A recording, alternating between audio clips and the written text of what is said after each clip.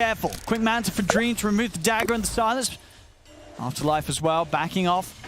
But now VP definitely with the upper hand now. The availability to make something happen whilst they're the ones with the Aegis. Poor Immersion. He got bashed into getting rooted, into getting bashed, and then he gets killed because he gets silenced in the blood right in the pit. If he lives a little longer, he could actually maybe get a snowball off or something in the pit. But GPK comes out, the big winner here. And he's in. Jumping in. All right. He's looking for an easy kill onto Sneko. And they'll get it. Can they get more, though? Looking towards Afterlife. He's into the root. All of them versus just him. They've got a fair bit of damage. Is it enough, though? As Afterlife continues to try and retreat, but save DM. They're on the chase. They're able to get the spear into the trees. They've caught him. As Afterlife's down as well. Dead for a full minute. As VP now 21-13, 3K lead. It's a bit of a shaky start with Live to Win making the fast moves, but now we're really seeing sort of the team fight, team player VP just being a step above. Oh, this is huge. Yeah, I mean, GPK now, because he has this Aegis, he's level 18, he can be reckless, so reckless, he can jump in for all this and in a very comfortable spot now. Is this, this Bloodseeker has surpassed the Jug now, finally. And the Jug's team fight's it's not looking good for Dream. He actually can't find any targets to really go for. His spin is irrelevant in most of the situations. He hasn't been able to go for his shard because of that reasoning that his spin's just not going to be as useful anymore. And they just eat the Omni. They're too tanky. The Bloodseeker ate majority of those bounces. I like DM's build too. Just the Blink, the BKB, and then just straight into supporting his teammates, going for a Solar Crest. This is looking pretty damn good for them. Live to Win. Now they have to weather the storm that's coming for them, as they're going to have a Scotty finished up on Dream, but it's still not feeling like he's going to do enough inside of these team fights. They need to somehow break the combos that are going on. Yeah, he needs to definitely get sort of lucky on the crits and especially on the Omni slash bounces to actually get some of these kills. There's Nightfall. He's stepping in. They're going to be able to find the opportunity to go in straight away. It's sort of awkwardly comboed, though, with the Tornado. And Nightfall, they're able to pop the BKBs on all three of them, DM, Nightfall, and GPK, as they'll stand their ground. FN's had to TP out. As that was very awkward. That's yeah, not quite the synergy you're looking for. It's what level? It was a level 3 Omni too with a. I mean, it was a fair bit of damage that was missed out because of that Tornado. Yeah, no doubt about it. What level boss is it? It's like a 2.3 second. It was quite a lot of damage missed out. That hurts. They will find save. Or have they got any more AoE? Yeah, they do. Lots of it with the Blade Fury and Sunstrike if necessary. And they're actually going to go for a smoke straight up. See if they can try and make a move whilst Arena's down. But I mean, even saying that, Arena's back up in 5. So if VP can get themselves together, even without save. Oh, is this illusion? Oh, no, they just punched the illusion. No, he got baited, Immersion. I mean, maybe just sort of losing the flow a little bit after what's been a few awkward movements as of recently by Live to Win. Gonna try for DM. The Tornado won't quite clip him. Hard kill to get anyway. You can just BKB and TP out since the Tusk Punch was used further south. Bounty Runes kick off. 2 for 2. And a DD spawns bottom. And I believe that's, yep, GPK now with a full AC. So most, the damage is already pretty limited from that Omni Slash as we've seen in the last few fights. Now even more armor for everybody. Yeah, it really does seem that just with the build, I don't know, with the sort of the build-up the Dream went for, it's just never felt that it's had sort of the moment in this game where VP's really been that scared of this Juggernaut. No, not really. Recall's coming in. They're bringing the Willow, looking for a smoke, looking for a fight. Immersion on the low ground. He's going to get the jump in onto Kingslayer on the side, though. Look at this. DM, he's managed to get pretty much all of them in the arena into the fear. God. They're having to pop their BKBs to get out of it, but they've lost Sneko. Jump from GPK, trying to come in onto Afterlife, saves him with the chase. As Afterlife, he's trying to run with this Vessel and this huge amount of magic damage, bringing him down low. Omni Slash does come in. They're grouping up, trying to split the damage. Sonic Wave pushes Dream over to the side, but he is able to kill off DM this time. Mars plus 2 supports down on VP. finally sort of, this was what Dream's been looking for. An Omni Slash, there was a lot of targets to hit, but the bounces were there, and he's able to take away one of the cores with the damage and leave it in a situation where VP's just got to abandon the fight. He's just his tankiness there.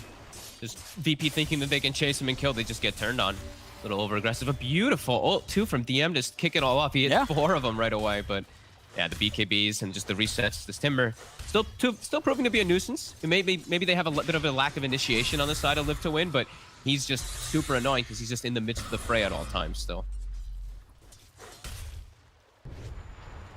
GPK, being cute. I mean, they could have pointed that out. Afterlife could have seen he had the AC aura on himself for a second there, but he'll be able to push the wave. GPK gonna cut the wave.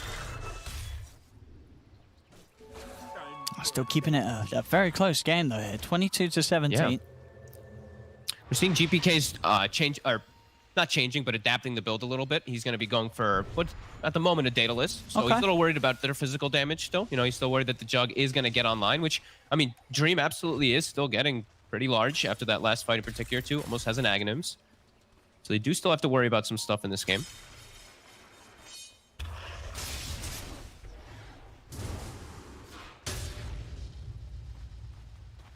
Now we'll see what sort of time now. Yeah, just a minute until the potential Roche respawn. I mean, both teams are... Dream.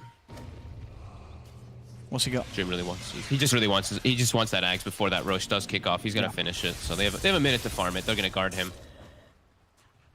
And we see VP. They're setting up for that Roche. You see Kingslayer the way he's warding right now, getting the sentries and obs all placed down in the area. It's all just about this preparation for the next Roche engagement. Afterlife. They're actually going to try from here. They're bringing the whole party. He's not an easy kill, though. The Rupture is going to prove problematic for him, though. He's out of the arena. I mean, they feel a little scared about chasing any further. Yeah, they had to sort of get that kill very cleanly done.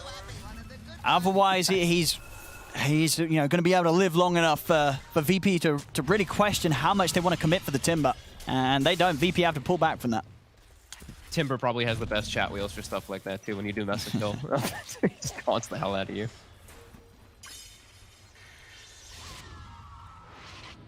And now, again, a little bit of a window for Live to Win, where if they can try and bring a fight whilst the ults are down, they'll certainly take the opportunity, but VP just keeping themselves held very close to Roche, as it's going to be still a minute and a half on the respawn timer confirmed.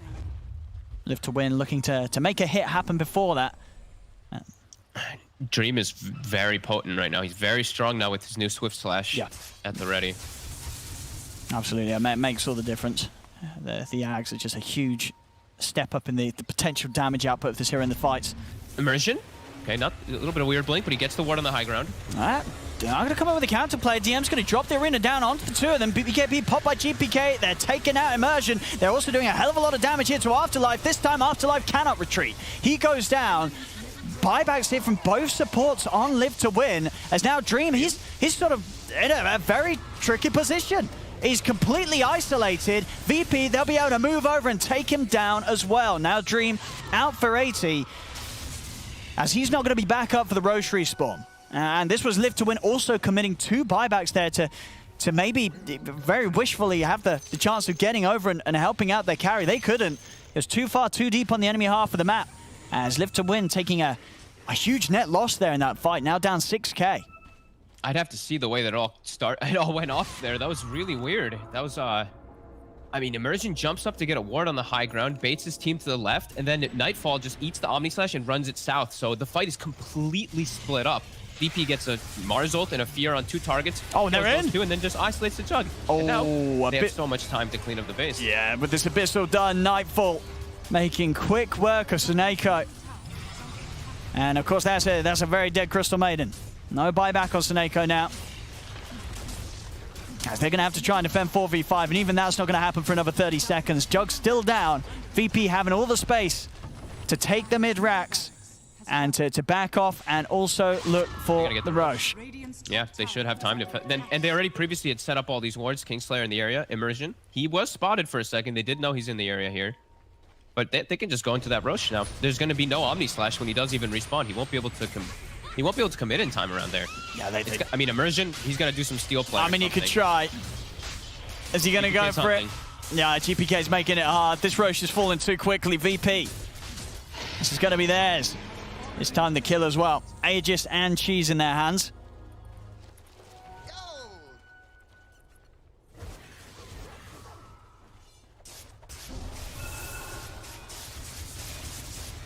Do we have any big items coming out for Live to Win? Of course, we've got FN. He's queuing up the Hex.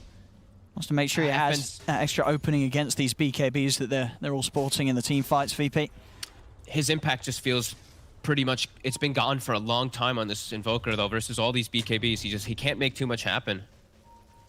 He's just been stuck at like 2-3-10, not really be able to throw out any two big combos or anything like that. And I feel like his alacrity is going to be the most impactful thing now in these future fights on Dream. I mean, look at this around here coming out from VP. Yeah, Live to They Win. see the Chaos Meteor. FN. Well, to FN. Uh-oh. I think on the detection, they do sentries down. He's able to get the BKB off in the TP. And they haven't got anything to get through it. Nightfall not quite close enough to jump in with the Abyssal, so FN will make it out of there, but only just. It was quite a close call there. Quick moves from VP, swinging around, clearing out the lanes. Now they've got all 3 lanes in a great momentum position, so I think they can actually look to siege the base here. I think they can go run north, try to find any heroes that are in the jungle, and just look to siege. And yeah, that looks like it's the plan. DM already charging up onto the high ground.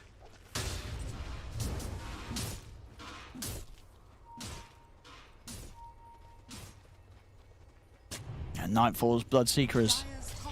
He just sort of popped off at a pace that the Dreams really struggled to keep up with. Dream, nearly having the Mjolnir. Still just, with the way that both heroes are built, you can't help but feel this Bloodseeker's just doing so much more. As Afterlife, they get the setup onto him. Sonic Wave flies through onto the 3 of them. Afterlife down and out. Nightfall is ready to start diving in. The Omni Slash does come out. Let's see if it's enough. It's enough to take down Nightfall the once. But he's got the Aegis. He's ready for round 2. With no buyback on Afterlife, this is getting increasingly harder for Live to Win to hold VP off. That Alacrity Omni actually did decent work. He's got a Swift Slash too with his fresh Mjolnir. Yeah, VP. Yeah, these fights just they're too hard. Every time, just DM drops the ult. They drop all their ults as well, and then FN has to just watch from the outsides. He can't actually help this poor Timbersaw who just gets everything thrown onto him. I know VP's execution here for the last 10 minutes or so has just been pretty flawless. You know, as what? Just great teamfight lineup. Yeah, just great way they swung across the map too, with the recalls and everything have been just on point. Yeah, and the way they've been able to fight with Nightfall as frequently as they have, in comparison to what Live to Win's been able to achieve with Dream, they haven't just found nearly anywhere close to the same amount of opportunities to start fights themselves as it's just been VP running at them. Nightfall, it's going to get punched up, the BKB up. Still just no other way that Live to Win can commit onto it. He's not scared of anything. Yeah, it was a little bit scary for him because he jumped forward so far with the Abyssal and his BKB and his Minotaur Horn as the Timber was respawning. So good reset. Good thing that they didn't overcommit there on the side of VP. Back up, get those bounty runes, keep this gold lead growing. Rapier's queued up. Dream knows. I mean, he needs it. Honestly, he needs physical damage. If he can get the Rapier, and I think I sort of want to say only if he gets the Rapier, they will have a chance of turning. They need that extra damage. They have to make sure that when he goes in with the Omni Slash, 1-2 heroes are guaranteed dead. At the moment, that's just not happening. Apart from situations like this, when one's out completely on their own, something that we haven't really seen happen for the last 20 minutes. You know, sure, this is great for Live to Win, but VP just haven't been giving them any of those opportunities up until, now. I think VP, they're trying to be as efficient as they can, split up across the map. They feel pretty comfortable. But DM down for 80 seconds. This could hurt if Live to Win can make a move quick enough to punish the fact that there is no Mars. And Dream finds probably the best item I feel like he could get at the time. Oh, yeah. He finds a Penta Edge. So just straight physical damage for himself. I mean, hey, little things, but everything is going to matter for them right now. It's a very tough hill to climb for them. As VP still positioned in a very nice aggressive area. GPK also finds a Penta edged with his Daedalus finished from the last fight. And moving over. See what they can As get. GPK just deleted. Ooh. Very nicely done here. Did you see that too? Stormcrafter, the item, it actually hits hits things while you're smoked. So watch out for Stormcrafters when you're smoked, guys, because it might reveal where your positioning is. What's the range that it hits people around you? Is it that far there? 700. Okay, so and what's the smoke dispel range? It's bigger than that, but it was like on an illusion or on a creep or something. Oh, okay. Reveal it. Oh, that's true. That's true. I see what you mean. That's okay. That's actually nice on a Tusk too. I didn't really point it out, but the Stormcrafter versus the Willow, if he does get caught in a root, he can use that immediately and then go for the snowball. So they've got some plays around now too with these new neutral items. And a Basher also finished up for Dream, and we didn't point out the Timber got a Trickster Cloak, probably the best item that the Timber could get. Oh, a little disappointment though that it is the Basher rather than the Rapier that he was queued up. Wait, he went to... Oh, okay. You know, I mean, maybe he's feeling like they got a big sign of life there from these last movements. He's level 25 too. I thought he would switch to Butterfly, to be honest with you, because there was no True Strike, but... Yeah, Butterfly would have actually been really nice. I mean, sure, I guess there was the chance that, you know, you just go and buy the Bloodthorn on the quad, but I guess, yeah, you got a Manta. You know, you got ways to play around. Yeah, no, you could still have the argument. Oh. He's got the double BKB piercing thing, so he's got the Scotty as well as the Basher, which can be pretty nice as they're chasing forward. Well, Arena's going to be dropped down defensively as is VP again, just on the retreat. I'll lose Kingslayer for that. Okay. And they see DM's illusion, but it is an illusion. I mean, and after VP's been pretty much, you know, very focused. You know, these sort of few slip-ups are... Yeah, I feel like they're giving them away more than they need to when they're as ahead as they are.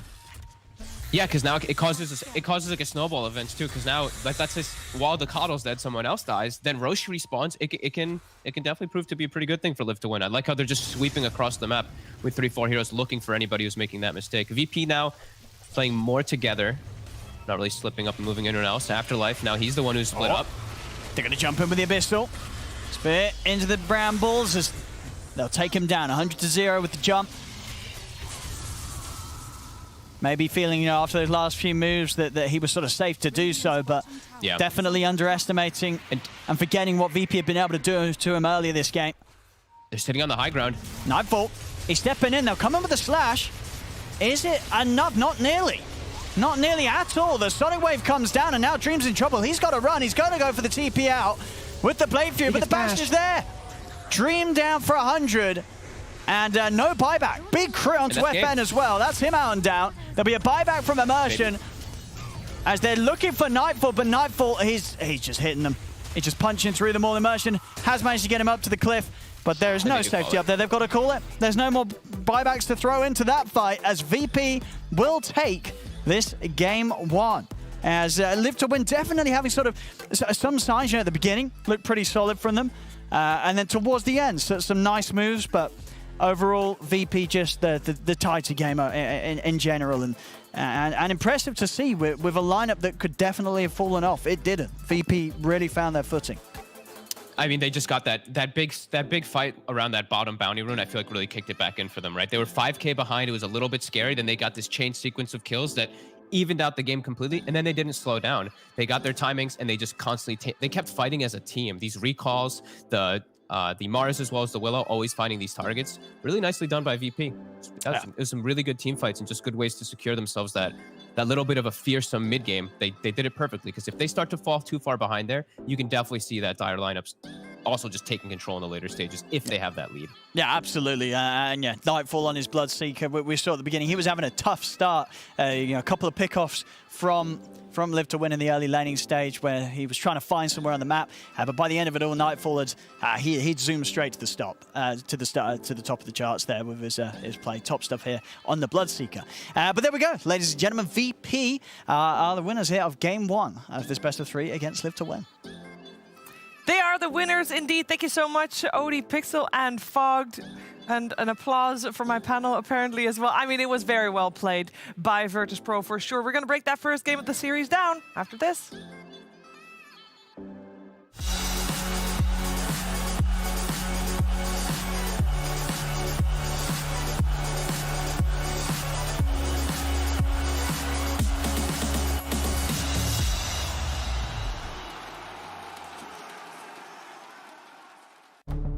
With the right CPU, you can turn any game from familiar to phenomenal. Unleash the potential in all your gaming with Intel 10th Gen processors. With its optimal balance of threads, cores, and frequency to deliver elite real-world performance, only Intel can bring Marvel's Avengers to life with in-game PC optimizations. Supercharge your Marvel's Avengers experience with Intel Core i5, i7, and i9 processors. My name is Jordan Gilbert, aka Nothing. Hi, my name is Sue Lee. My handle is Snix. I think it's important for these initiatives to happen. Empathy really, really goes a long way, and it always means so much to us, and I think that's where initiatives like this really help. I encourage everyone in the community, anytime they see bullying, anytime they see someone getting called names, I encourage you to step up and say something. Good luck, have fun. Good luck, have fun.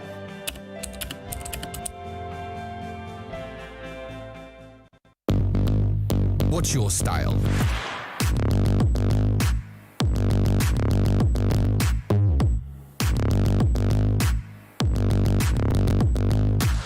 Get your merch at shop.eslgaming.com.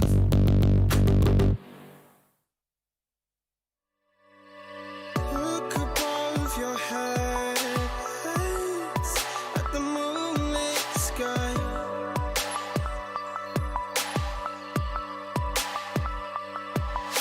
The stardust drips and shines brightly in your eye.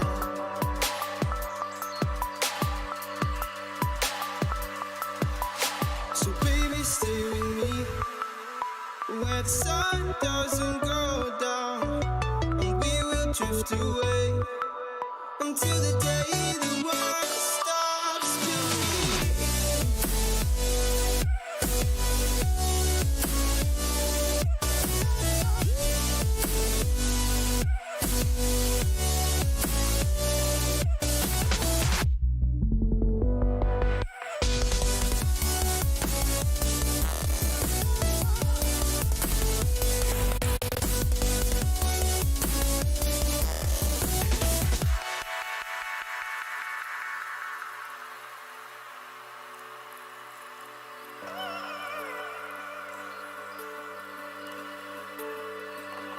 Oh, baby. Oh, oh, oh,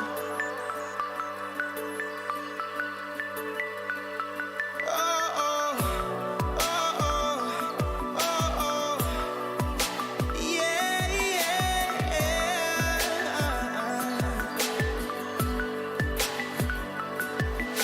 the stars falls around us, entwining us.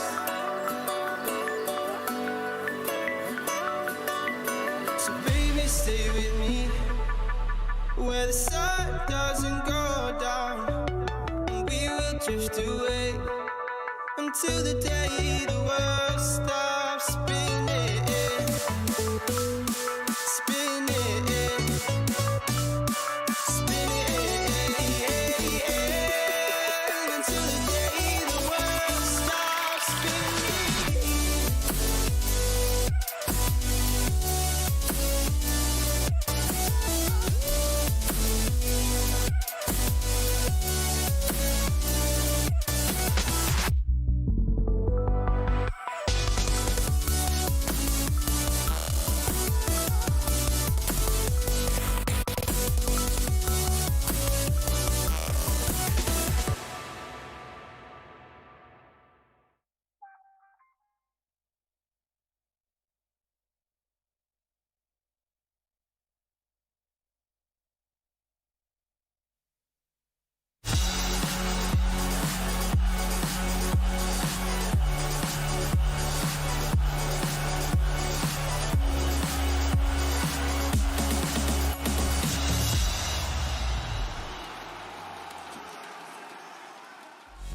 This game started out fairly even, with actually Live to Win being the one to start setting that tempo. But this fight that you see right here was the fight that spiraled out of control for Virtus.pro, as in from this point onward, they just never really left each other's side and kept grouping up, kept going for these combos, and kept finding kills time and time again, to the point where Live to Win was not able to deal with them anymore and had to GG out.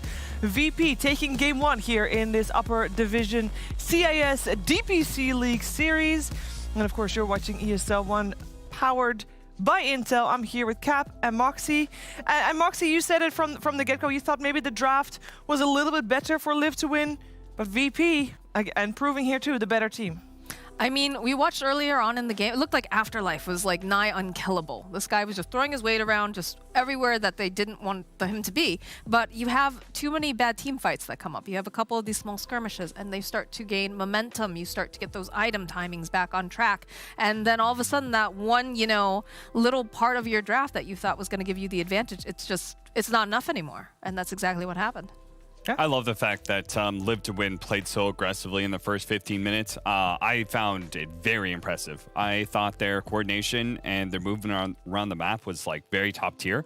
And I still like them to be one of the teams that upsets either Na'Vi or Virtus.pro, but I'm kind of feeling like VP is just a little bit too far out of their league. Consider what I'm seeing, because man, VP played so clean. Once they did get that one team fight, then they were able to just play, like they understood their timings really well, I think, where they got the double BKB and they never let go of that advantage. They played mostly largely together. It felt like they were always planning the next team fight, and that's what I think the actual championship teams do, like Secret, OG, these guys, you know, you're just planning for your next team fight. So every single move that they make around the map, you watch, it's all about setting up for that next team fight that's going to win them the game. Yeah, and win the game they did. I'm also curious to hear from BSJ and find out what he thought was the winning factor for Virtus.pro.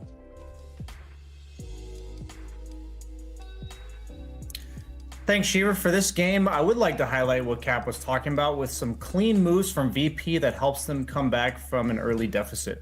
So what you're going to see here is a pretty classic scenario in a professional game of Dota where one team's pressuring top tier 2 and the other team is pressuring bottom tier 2. And you have to understand that both teams are thinking, okay, they're showing their Invoker, they're most likely pushing. They're showing their Mars top, they can't initiate onto us. But once again, this is the power of Keeper of the Light that we have seen throughout the course of this tournament. DM is intentionally showing on this tower because Juggernaut feels content to run up to the tower and hit it because he sees the Mars.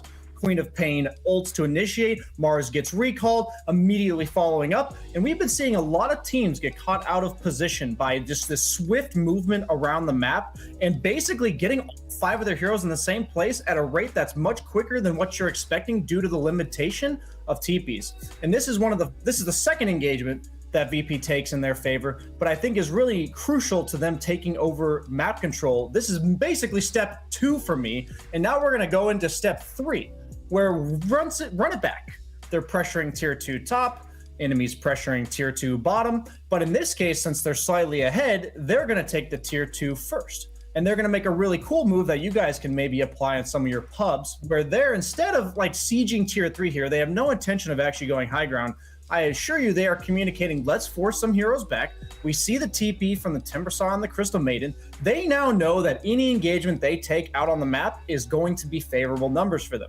They immediately smoke up. They do a quick swoop across the map while Bloodseeker proceeds to farm top. This is just a corral, wrangle the enemy team into their side of the map kind of move. They get a DD on GPK. It may not seem like the best target for them, but they're going to find the Tusk. And even though it's just a support, this sets up a favorable 5v4 at any objective of their choosing. It's 24-40 into the game. Run it into the enemy bounty runes, boys, as they proceed to turn this into a favorable engagement. And even though it ends up being a 2-for-2 trade with a buyback on each side, what this results in, once we take a snapshot of the map, we're going to see that VP has effectively brought Live to Win all on their side of the map with the triangle, and now VP has complete control, and this ends up forcing Live to Win to make a move to go get the Roshan. Save denies the bounty rune. They get all 3 bounty runes. And if you look, now Live to Win is all stuck together on one part of the map. They feel pressured, like I said, and these are the type of situations that force mistakes.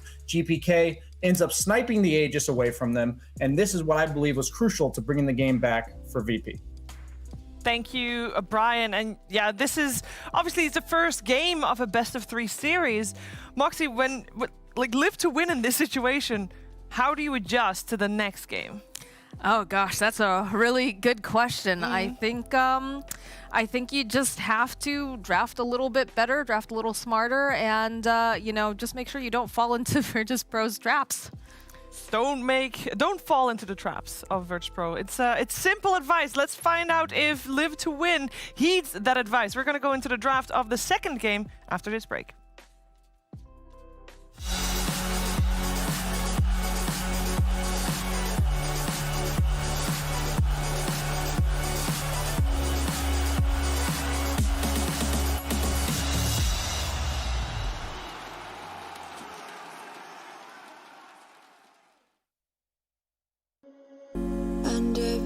Yellow skies, dreaming big and aiming high.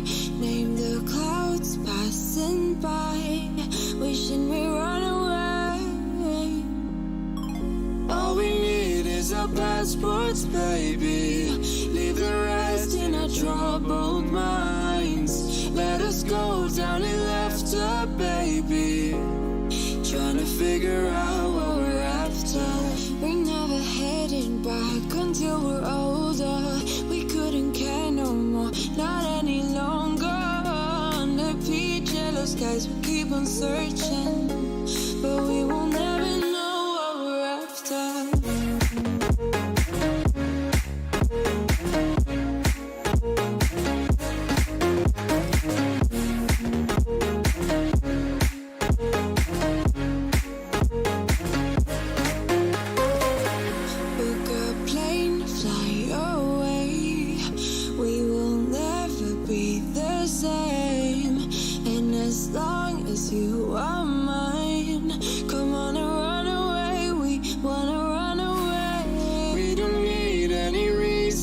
Baby, leave it all for the faded hearts. I don't mind if they call us crazy, 'cause they don't understand what we're after. We're never heading back until we're older. We couldn't care no more, not any longer. Under peach yellow skies, we keep on searching, but we will never know what we're after.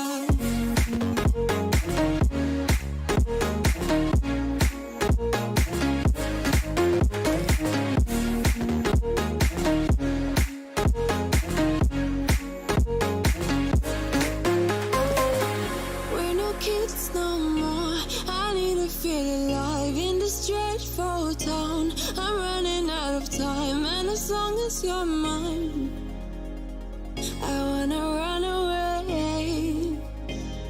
We're never heading back until we're older. We couldn't care no more, not any longer. Under peach yellow skies, we keep on searching, but we will never know what we're after.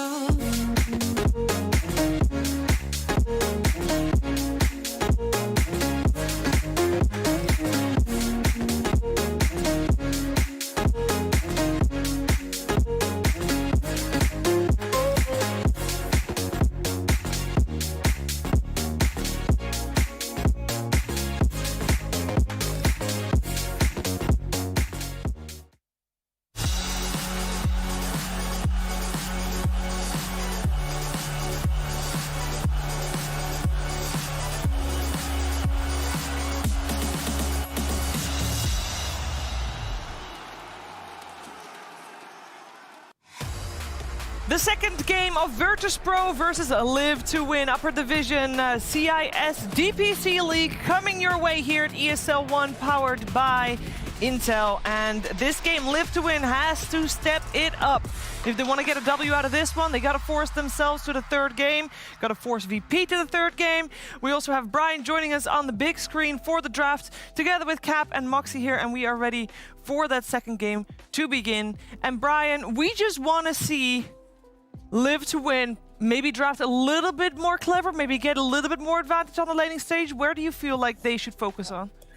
I'm not even gonna lie to you. I feel like that game was primarily execution. I think VP just played really well that game. Like they executed so quickly, cleanly. I think the thing Live to Win needs to do going into this game is to just be more prepared for what the heroes like Keeper of the Light can do. These map movements are so fast, you have to be ready for them. Virtus Pro's gonna do it, and if you get caught not thinking for like 3 seconds, you're gonna be caught with your pants down, and we don't want to see that again. Just play better. No, 100%. I fully agree with Brian. I don't really think that drafting-wise Live to Win did badly at all. The only thing I would say changing out of the draft is if vision is how to play team fights on easy mode, Coddle and Nature's Prophet and to some extent Io are how to play map movement on easy mode. And I want to see Virtus Pro be able to make like the same kind of clean moves that they did without the Coddle. And so that's where I say Live to Win. Just take away that hero. I think that hero is just, it does far too much for a 5 position right now. So I'm glad to see they're going to force VP into what I think is a tougher game. Yeah, I do want to point out that that means we have the Lion and the Puck as the heroes that Live to Win banned out previous games still in the pool. Not that that's picked up by VP at all yet. But just a couple of heroes to keep in mind. They open up with the Slark. We've seen them see that be very successful against Bat in lane particular. We started out, it just reminds me of the previous game because we started that game out with incredibly, well, it was just musical lanes for the first like 4 minutes until everybody had a lane matchup that they were somewhat happy with. Maybe we're going to see something like that again with this pickup. Yeah, that's a Timbersaw problem right there. When you're able to get Timbersaw and then ban away all the really strong laners, it kind of resulted in them really needing to be able to get certain matchups, which VP got off to an awkward start to. As a result, you know, they ban away that Timber respectfully. Slark this early, BSJ.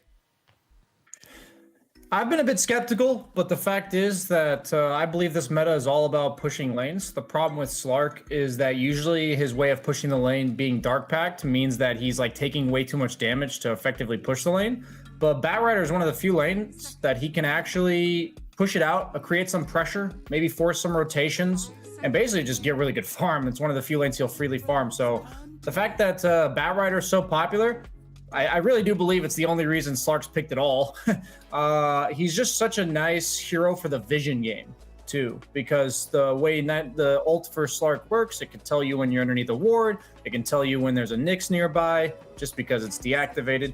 So I really like what the hero offers to the game, and I just think you need to remove heroes that make it impossible for him to maneuver the map. Bloodseeker is a perfect example in this meta, and heroes maybe like Doom or anything like that just says, hey, you can't push Dark Pact and run away from us. Is it also the big go ahead. Sorry, I was gonna say, is it also a deterrent though, because we've seen Slarks going up against Wraith King and we've seen what they can do with Wraith King in the past. I know that it gives you a lot of really nice essence shift stacks as well. Could that be another reason why it's getting picked up here?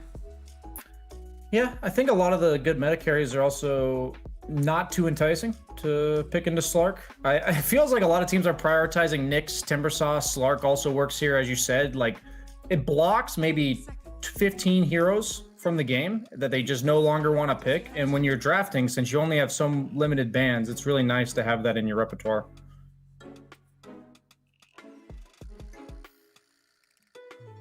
Well, from here, I'm going to be looking at, because the Slark, I think one of the, when you were talking about Dark Pact and like how the Slark, when he does push out lanes, he puts himself out there a little bit. He's a little low.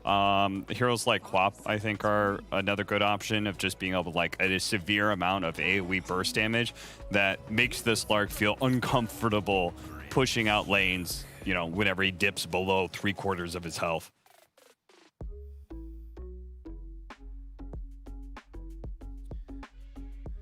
Got a couple of support bans on the side of Virtus.pro, but instantly the Grimstroke pickup. I don't think they're going to be too sad with that. However, there's not really any combinations that are super nice with the Grimstroke at the moment, right? Do you need that? Is that fine this way? I think he's more about the Inkswell than anything. Looks like they, rather than going the save route, they went the aggressive route to enable the Slark to get into the fights more easily.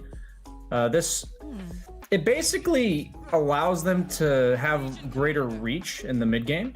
And the biggest thing about Batrider is when he's fireflying and like running around farming creeps and even just pressuring the map and looking for kills, you need to be able to catch him out. And Grimstroke does a great job of enabling heroes like Slark to do it. And then Legion Commander, they're now bringing out the save from the off lane. They've now given 2 really bad game and lane matchups for Batrider. So when it comes to lane swaps and all that kind of stuff, I don't think we're going to be seeing that just because Batrider has pretty much proven to be most reliable in the mid lane. And since they've now picked 2 counters to it, it's pretty impossible to set him up in a good lane matchup. So just kind of let him farm. But the problem is that Slark will be getting free farm as well. Yeah, there's no reason to elevate this Batrider to that mid lane position when he's so heavily all around game countered. If you could anymore in this meta, you'd love to downgrade him all the way to that 5 position that we used to see last patch. But sadly, I'm interested in the Enchantress just because I don't really feel that strongly about this hero right now. In fact, if I'm going to go for one of those creep heroes, I'm going to go for Chen just because it's a better lane winner. I was playing a decent amount of Enchantress last patch, felt pretty good with like 2 or 3 levels of enchant. Your ability was really strong. You could get the maxed out heal from there, but nowadays I don't really feel it so much. I guess you have the dispel against Inkswell. That's like one of the biggest things I see here. Yeah, that's the big one. I do like this Beastmaster pickup, though. We've been talking a lot about the power of Necro books and just how incredibly strong they are, and they work very, very well with the Beastmaster. He's going to have all those auras online. They're going to be able to take down towers. And as well, if you would like to just bring in the Enchantress with her creeps, too. It's also a lot of units on the map. Yep. And if Slark is going to get rid of the wards of VP, and then the Beastmaster going to get rid of the wards of Live to Win. No vision this game, or maybe all the vision this game. Whichever way you want to look at it. There's going to be a battle of the vision this game. We got a troll band out, coming out on the side of VP, which I find interesting because I thought we were looking for still a FN hero on the side of Live to Win. I guess, yeah. Void Spirit is still in the pool, by the way, which is highly contested normally by these 2 teams. So what they might end up doing, there's a possibility that they could put those Slark mid against the Batrider. That's where the Bat's going to go. We've seen that matchup a few times. Slark really likes the solo experience he gets out of it. Yeah, they were looking for a hero that shuts down the Beastmaster's early game. Troll's one of the few carry-esque, even though he's probably going to be played by, as a 2 position. That he's a carry-esque type hero that can actually lane really well against Beastmaster. And they also removed the Kunkka. These are heroes that can plant themselves in front of the Beastmaster and make his summons rather unimpactful, just because of the mischance from Whirling Axes and just the overall AoE physical damage coming out from the Kunkka's Tidebringer. I do like these bans just because they really have no answer for the Beastmaster right now. I don't look at Beastmaster as a roar, where they have like the Purge from Slark, they have the Purge from Legion. It's just the fact that he has all these things on the ground that you have to do damage, that just kill you, and you have to kill them before they kill you, and they don't actually have a reliable way to kill his summons just yet. Yeah, the Boars and the Necronomicon. Oh, that's the real Beastmaster. That's the real hero now. Phantom Lancer.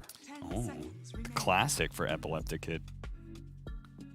Are you liking it here in this draft, meaning that it's probably going to be bat mid?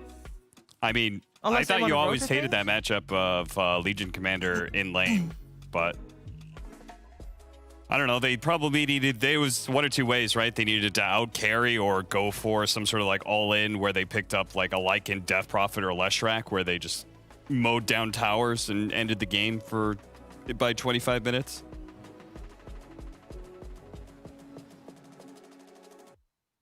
Brian, you happy with Phantom Lancer? You seem very confused. Yeah, no, I'm thinking about their last pick, actually, on Live to Win. I love the Phantom Lancer pick. If I see Grimstroke Tusk, like a kill duo in the supports, I always want to pick a carry that just doesn't die to it.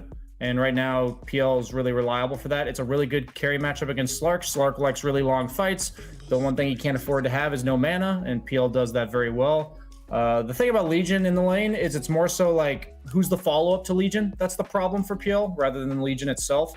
So in this case, Ember is pretty decent follow-up. They did have to pick it in Nyx, but I don't know if they necessarily had a better option. I honestly like what both teams are doing with all of their picks, but I really think Virtus Pro just has too much stuff for them to deal with on Live to Win, and I really love the carry matchup between PL and Slark. So I think if PL gets off to a decent start, he's going to go for the hood that we've seen a lot of PLs going for like that mid-game tankiness, and then he's going to just carry the game with normal PL items, I think.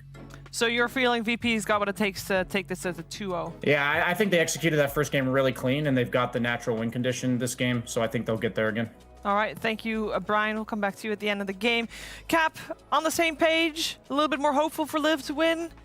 Or I mean, I generally think that Beastmaster and Necronomicon's kind of broken right now, and I love the fact that it gives them a vision solution against Slark. I feel like they're just going to be taking some early map control, and with Legion, Ember, and Slark, I have no clear hero to sacrifice when it comes to farm, and that makes me feel uncomfortable when I know I'm going to be having less map control than the enemy. So yeah, I'm going to be leading with Virtus Pro because, hey, they won game 1 too.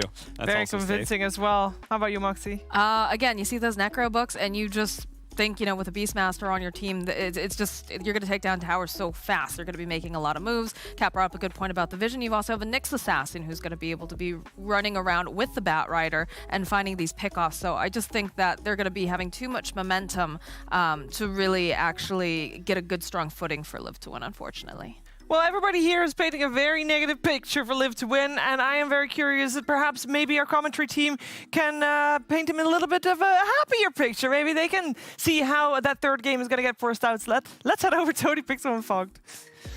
Let's see indeed. Game 2, ladies and gentlemen, of VP versus Live to Win. Fogged, I mean, as we heard from the panel, very much liking the VP's draft. Do you see something that the Live to Win's lineup has that perhaps they've overlooked? They can just fight at a really fast frequency. That's the thing I'm looking at. They don't really have any like ults they have to rely on at all. Well, I feel like VP maybe in some situations they do have to rely a little more, but I do like VPs quite a bit too. Just these summons in the vision game. I think they've won the vision game when they're versus this Slark. And fight kickoff 5v5. Let's Imagine. He's going to try and start the action off. Nightfall taking the level 1 doppel to make sure that he doesn't give up first blood, and VP as a team can get it themselves. They will lose DM. But first blood going the way of VP. They got a boar as well, I think it was, right? I think a boar on the side of the die or two, at least one, unless that was the first summon. I think I saw 2 down. Yeah, they did. Snako got a CS, yeah. Okay. Nice little invasion, but I love the 5v5s. It always looks like everyone's going to die, and then they just, you know, just one person gets away, and it looks like Live to Win's going to be the winners out of this one, getting 3 of the runes. They may have not gotten the first blood, but they at least get all the bounties, so they do actually get the gold lead because of that. And it was not the mid player who did get the kill as well. It was the Enchantress. So some extra wards and stuff to play around. And he's going to put 2 defensive wards to be able to watch Immersion's movements, to be able to watch for the Bat Rider for GPK. And we'll see how this mid matchup goes. We saw Miracle, of course, versus Limp the other day, and he dominated it. We'll see what GPK is going to be able to do versus Dream. I'm looking at the side lane matchup this game round. We've got Nightfall PL and Kingslayer Ench. Up against the Afterlife Legion and Immersion Tusk. Are we going to see any sort of musical lanes, or do you think this is, you know, both teams are going to stick with what they've got here? I think they're just going to stick with it, yeah. I really like this PL lane. I think this is excellent for Nightfall. I feel like he's going to get complete free farm down here, which is problematic. I feel like PL is the king of this game when I look at the matchups here. Sure, Ember Spirit's there to deal with him, but I just feel like he doesn't have to worry at all about the supports really as this Phantom Lancer in majority stages of the game. And with free farm, it's going to be great. Top, I feel like FN, he won't be able to get the same similar free farm. I feel like Beastmaster is always able to apply some pressure, even though I feel like both these safe laners have pretty solid free farm. Ember just gets pressured naturally more from these type of heroes. And, you know, obviously this Ember pick coming through as the last one. You know, FN this game, what sort of his objective going to be as the Ember in terms of how he's going to look to build up? Is he going to try and fight very early on? Like, are we going to see some sort of earned vessel build up, or are you going for sort of this Maelstrom? Or he's the PL solution. He needs to go he needs not even just the PL, the summons solution. He has to just get the way to clear the waves. FN just missed 2 last hits in the most. He just literally stopped attacking. He just missed 2 to a range creep. Okay, that was FN. He's got to focus. I mean, after as well playing such a good lane last game, right? He was crushing it with the CS on his Invoker. Safe lane changes everything, you know, he's used that mid. Boars, they'll get the one up top. They do. Both of them are dead, though, which makes the lane for FN will be a little nicer. That harassment won't be there for the next 30 seconds or so. And bottom is just, I mean, I'm not even really looking at bottom lane because it's not even a lane, to be honest with you. They both cut the waves and made it this awkward positioning that now looks like we're going to actually have the lane meet each other. I mean, and is this sort of an issue for the Dire? Like, did Dire want to be meeting the PL in the lane and playing into his face?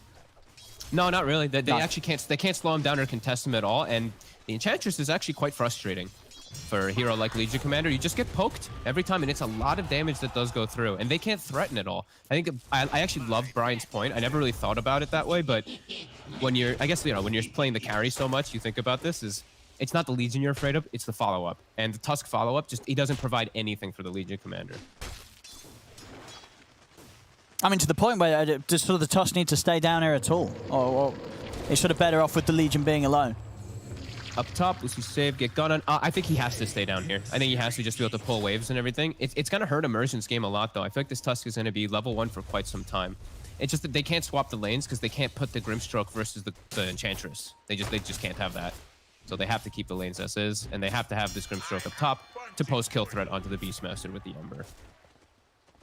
So they just have to accept what it is. Because they do have the Slark, you know, that's the big win, right? Dream is in the mid lane getting this big amount of farm, beating the Batrider nicely.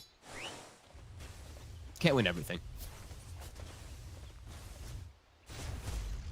Oh, it'd be interesting to see what Dream is able to achieve. I mean, as you say, the last 2 times we saw the mid Slark on Miracle. He had a pretty impressive series, impressive couple of games. I mean, and this game sort of in general, when you look at what else they have available, would you consider there many threats for the Slark this game? Like how easy is it for Dream to have a good time on the Slark here? It's not terrible until the later stages, I feel, when the PL gets his items and the book's online and the Nyx has mana burn. That's my big concern, is his poor mana pool. Like this PL, like mana burn from the book, mana burn from Diffusal, mana burn from Nyx. It's gonna get to the point where this Slark can't reset fights, and he needs to be able to. So we'll see how much he can get as GPK. Yeah, I mean, he might be able to get. Ooh, yeah, very close there, the two of them. Top lane. Immersion makes the move, joins the other two, and they're able to take down save. And yeah, mid, this is you know, nicely done there by Dream. Nearly went down, but of course playing smartly with the one charges. And now it's GPK that's had to take the walk back to base after trying to get in aggressively and clear that way with the Firefly. And this is going to mean probably by the time he comes back to the lane, Dream's going to be pretty much level 6. And pretty much 6, then it's you know, it's become impossible for GPK to do anything on his own ever, really, against this Slark. And they actually did. I mean, Immersion's just level 1 running around. He actually, you made the right call. He left bottom completely. He's just playing around top to shut down the Beastmaster, and it actually works. They get that kill onto save in particular, and now he's just threatening the Beastmaster. He's slowing DM down a lot. Afterlife's getting just a bit more than him on the other side. I mean, it's got to be a bit of a problem though for Live to Win, right, that they don't have any way at the moment of setting up any sort of pressure onto this PL, right? Because, you know, as you said, down the line, the PL is going to have strengths against the other cores anyway. This is, you know, quite terrifying to let Nightfall have this sort of a beginning. I mean, we saw last game, you know, he didn't have a good start on his Bloodseeker, but he was able to easily carry the game. You've got to be a little nervous if you're playing up against this PL that's just been uncontested for the first 5 minutes. It's a last pick PL into very little count, like almost last pick PL, right? Into very little counters. It's just the Ember Spirit who has to bail out in the mid game. I mean, there's just not much they can do. There's not much ways that they can actually set up to gank down bottom. It's just going to be difficult. They have to have the Ember Spirit make the rotations later on. FN when he gets, at least when he gets level 6, he can, because the Doppel's going to be low level. We'll see if he does look to do something like that as bottom Afterlife. He's going to have TP coming in from Immersion to help out Nightfall. Does still have the Doppel, and might not even need to use it here, as they don't quite have the speed to get on top of it. And with Immersion being forced to show his hand bottom, it's going to mean that VP can play a little more confidently into the face of FN top. And that was what? Was that the 2 TPs that they saw? They did, right? They saw the both, yeah. So they know that the 2 supports are going to look to be playing on the bottom side of the map right now. So they just have to kind of cover each other. GPK has to be a little cautious of himself farming. He tries to get the double stack. He will get it. And they're now putting their attention. They're actually making the long sweep over. This is nice by Live to Win. This is going to be pretty unexpected. Since they did make the smoke all the way from bottom, they might be able to get themselves a good kill. FN a little low on resources, but well, now it's kind I of... think they can. Yeah, they're still able to close in, even with saves, spotting them out. The combo, very potent with these 2 supports. Snowball and Inkswell will set up for most of these kills at this stage. Yeah, I love when I see teams do those kind of swings, right? It's like bottom, they saw you TP, so you try to make this unexpected move. They just a full swing to top to get themselves a kill. And I mean, slow down Beastmaster more. DM, his book is going to be much slower than we are used to seeing. Used to around the 8-minute, 9-minute mark. Dream. He's going to play aggressive in onto GPK. Save is able to come over. Helps out, holding back the 2 of them with the Impale. Shards down, blocking GPK's escape off. They're trying to chase GPK. Could he get out of here? He can't. Surely Dream's got the movement speed, and he does. Dream gets him with the final dart pack, takes out GPK, and off to the side, FN. He's starting to catch some of the backliners. Looking to body block DM's attempted escape. He'll be able to set up for Dream to swing around, pick up a second. Yeah, just play. They're playing around the Slark there. That's really nice. The invasion from Dream to contest these stacks. And I think that's how they have to just play around it in this early game. Just constantly play around the Slark, because he's going to be that big powerhouse. Him and FN being able to make those active moves. I think Afterlife, you just have to accept that this is just a Legion commander. He's just leave him alone. He's in his own world. You guys have to play as 4 while this Legion just gets his own stuff done. Great warding coming out from Live to Win. This deep aggressive ward, not seen, watching that whole entire ancient area, and also that one to watch GPK's movements on the south side have not been dewarded. Radiant's top tower is under attack. I mean, with these bots, you know, GPK, where are you looking to try and head first? Who's sort of the easy grab? What's the kill combo in your lineup? I mean, the super easy grab is just going to be the Legion. The other kills are just going to be very difficult. I think he can just satisfy himself getting a kill, as he's got the Fairy Trinket as well, too. This should be a pretty easy one for them. Afterlife very far forward. Yep, no chance of escape here from Afterlife. No. As it will try his best to run, but they'll slowly burn him out. Yeah, we'll sort of set up around mid at the same time, Live to Win, maybe see if they can find something in return. FN starting to sweep around. See if he can get the setup. But Chain's not going to be committed here. As DM able to make it away, Immersion also unable to swing around quite in time to cut off his escape. I want to see them continue to make these aggressive moves, these 3 in particular. The Grim can also get involved, but just Tusk, the Ember, the Slark, look to play around those timings before the PL can turn up in particular. They know that Nightfall is going to, once he has the Fusel, this PL is going to look to show up to most of those fights. So get themselves a nice advantage, as they do. They're going to get themselves 4 bounty runes. That's a lot of money. I mean, we saw at least the first time around, they got 3 of them as well. Last time was even, so yeah, easily coming out on top here with the gold gains. Getting close to that diffusal for Dream. That's the big one for them to really start pushing their issue forward and just getting these constant kills on the map. Immersion as well as Grimstroke will just be that, as Brian pointed out as well, as just these kill combos to enable the Slark even more. And yeah, they're taking over the enemy triangle a little bit here, even though there is those defensive wards now placed. They do see everything. They're set themselves up nicely. But VP, they seem okay with this. They seem fine. Just if they're just sitting back farming. Like Nightfall, Epic Kid is just finishing up his diffusal at a decent time. GPK pushing out the slightly difficult lane. FN getting some decent tower damage though up top. He also has a haste rune, so this could kick him off to good fights if he doesn't just die a save. Let's see if Save can set this up.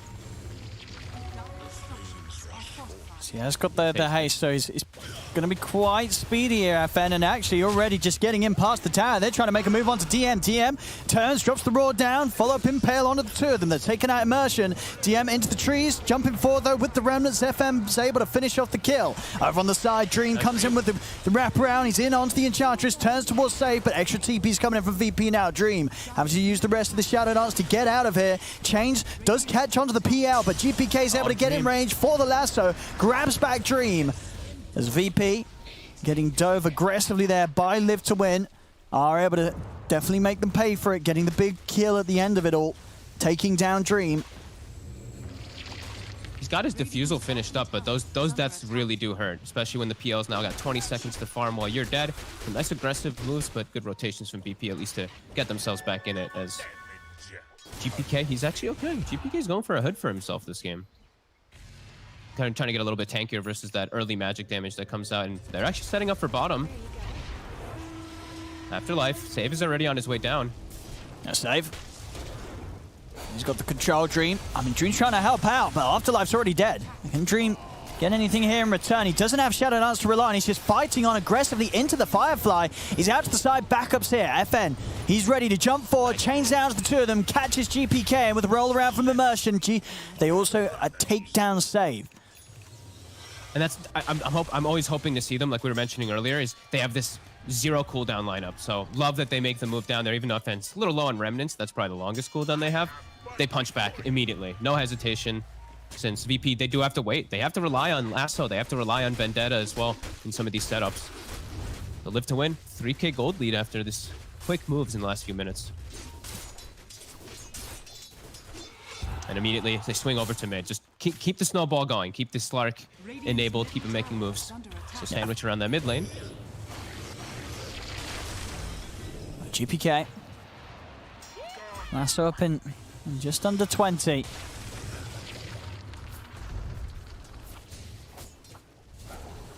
And just, yeah, this sort of hold for VP around mid, just making sure that they can do what they can to get the space on these side lanes, but you know, live to win. They know how strong they are when they just keep running at them. That's all they want to do with this lineup.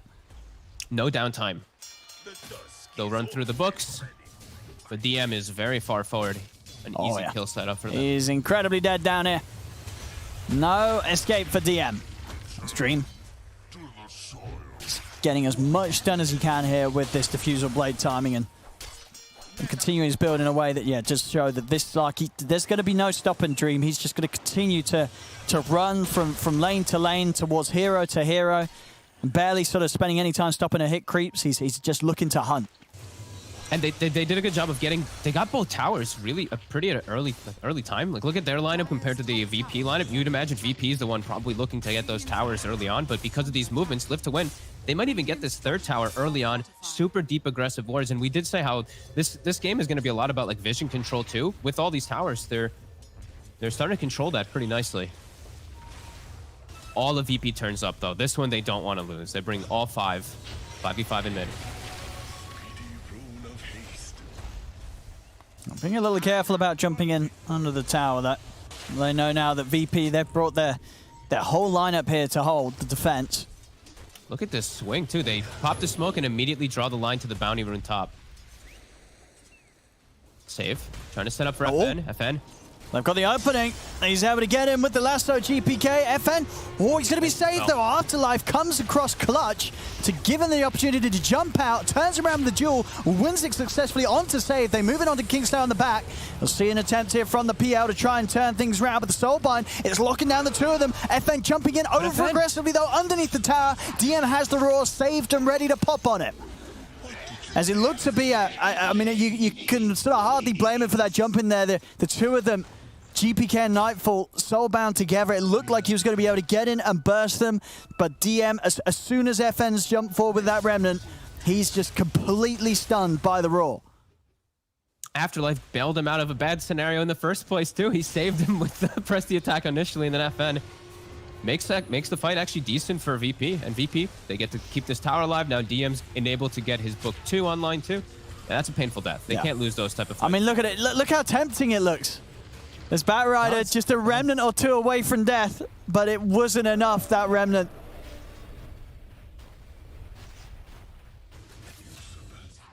Oh, that's a big kill for VP. They can be the ones to punch back now with their Vendetta. They're already scouting. Immersion is watched. Oh, save. Immersion will be pretty dead. He's found him.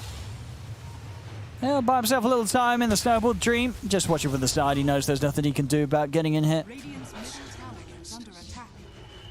This PL is going to show up to every fight now. Hood is online, Diffusal's online. He's very tanky. They are trying to take out this mid tower, live to win. FN should actually be able to finish it. So nice little advantage taking of him. And he does have his Maelstrom done. So he's got the some steps of solution toward the PL, but the Hood is finished versus that Maelstrom. He knows this is going to come.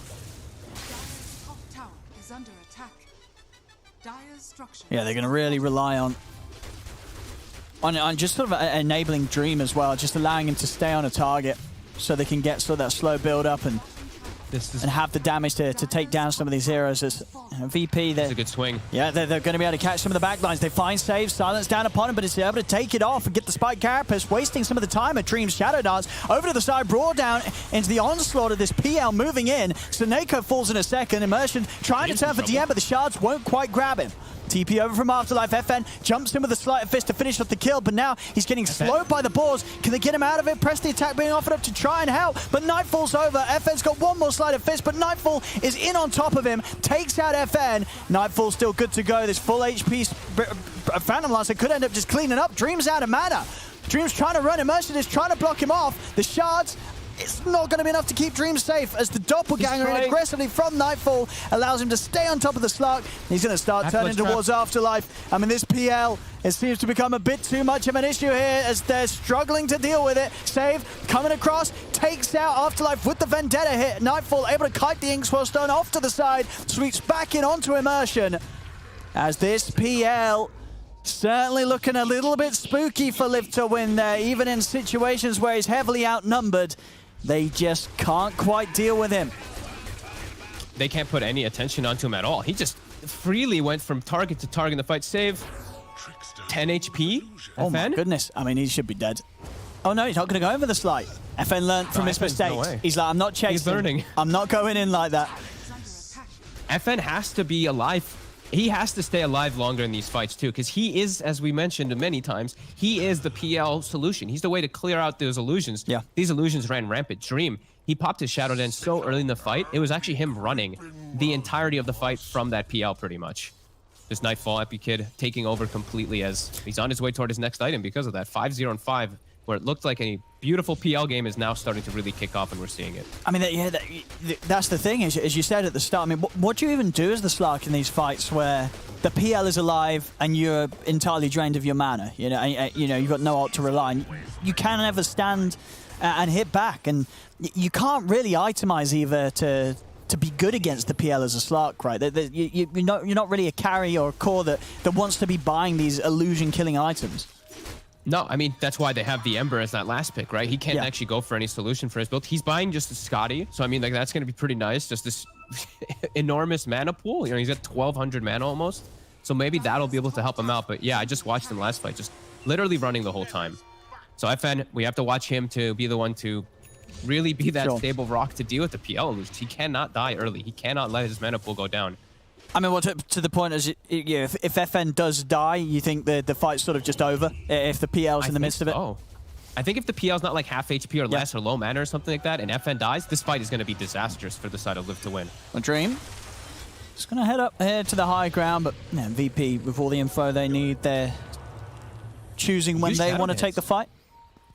That's, I mean, 60 seconds where they have to be cautious. They have to back away. Shadow Dance is actually so important for him to be able to reset away from these just mana burns. As, I mean, Book 3 is online now too for DM.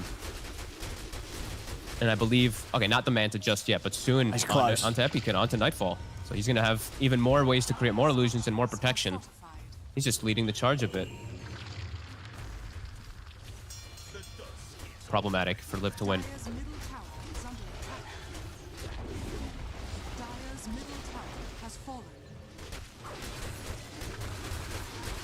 Yeah, they're not going to see any sort of struggle here in getting that Manta Gold done. Nightfall. So it's just a free tier 1 tower. Live to Win. Being very careful about how they choose to get their defense going. Downtime is not good for them either on Live to Win. They do not want this type of where this is just nothing is happening and the PL is just flash farming and they're forcing all the lanes in on the side of VP. Live to Win, they have to start to try to get some ball rolling here. They can't sit passively in this game or it's gonna prove disastrous. It seems like a tricky game for Afterlife as well, because he has to do a lot, right? He is the initiation, but he's also the one that needs to sort of be sitting back and ready to protect FN, in most of the cases, against the Roar from DM or the Lasso from GPK. He's got a lot on his hands at Afterlife. He doesn't. I mean, they're going to try to force this Roche. It's kind of working. Sitting very low HP. He's got the salve to go in, but they're ready for it. The book is swinging over. They actually have to back away now. And they're immediately spooked Live to Win. A half HP Roche on the table here. Versus a Beastmaster. I mean, DM's just going to walk in with the PL, and they're going to start it themselves. Now it's up to Live to Win to get the wraparound. But who's making the jump? Already? Who's getting in there? They do have Shadow Dance, so Dream could look to try and time it, but again, VP just being smart. Not fully pushing to M Roche right now, just keeping that high ground control. Dream, he's stepping up. They'll start the fight, and already he's out of half of his mana. He's going to look to jump over towards GPK, but GPK is able to get the lasso off. Does end up going down. Remnant across from FN looks to jump towards the back lines, and he'll find the kill on a Kingslayer. Over to the side, Raw from DM down onto Afterlife. Afterlife attempts for the TP out, but Nightfall's just cleaning up again. They cannot deal with this PL right now. And with that... And they got the jump too. That's the thing. Yep. They're the ones who started the fight onto the bat, but it's on the high ground into a PL. There's just summons and illusions everywhere. They can't fully commit. Nightfall just clicks his way to success inside the fight with the new with an Imp Claw that he did have from the last pickup. So high physical damage from him. And now Aegis. Oh my god. And when he's got this heart done, I mean, the damage from FN, it's not going to be anywhere close to sort of killing off these illusions. This is going to be an incredible nightmare for them to deal with. They've almost got to try and find Nightfall away from his team, and in a situation where he hasn't got any illusions out, if they want a chance to kill him. It's going to be very difficult. I mean, you're 8-0-5, and it really does feel like one of those games where the PL just isn't going to die. Bottom lane, FN, caught out here by the two of them. FN's having I mean, he's 5-3-10, but you feel like he's having a rough one because it feels like so much is up to him to solve the PL problem. As things are snowballing out of control. PL is way too big.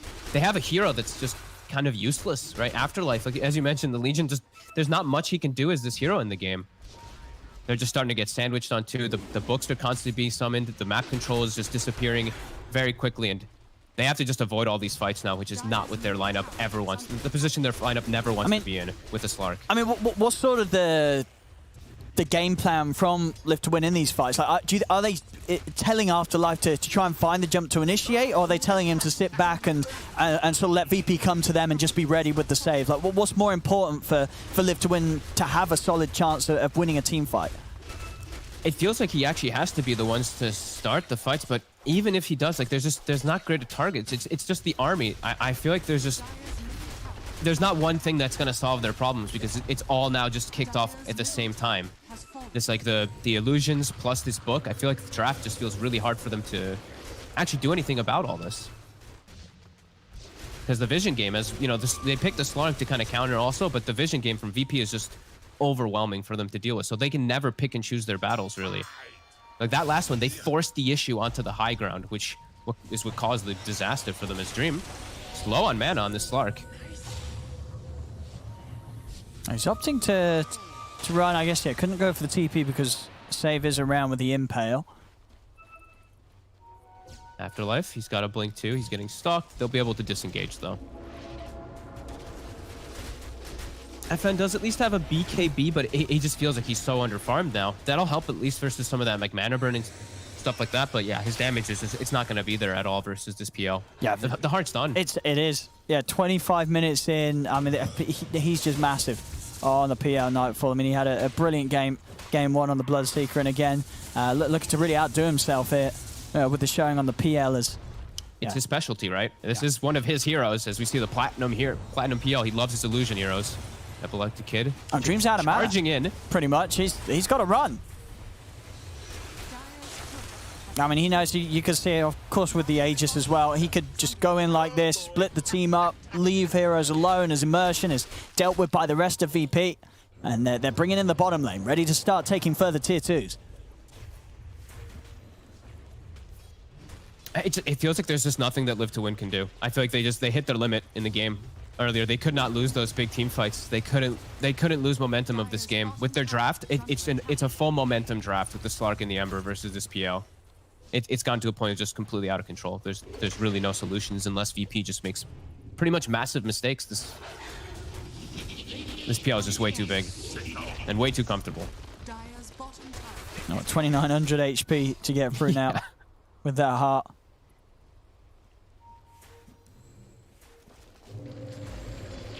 And it's very hard to sort of see where that 2900 damage is going to come from.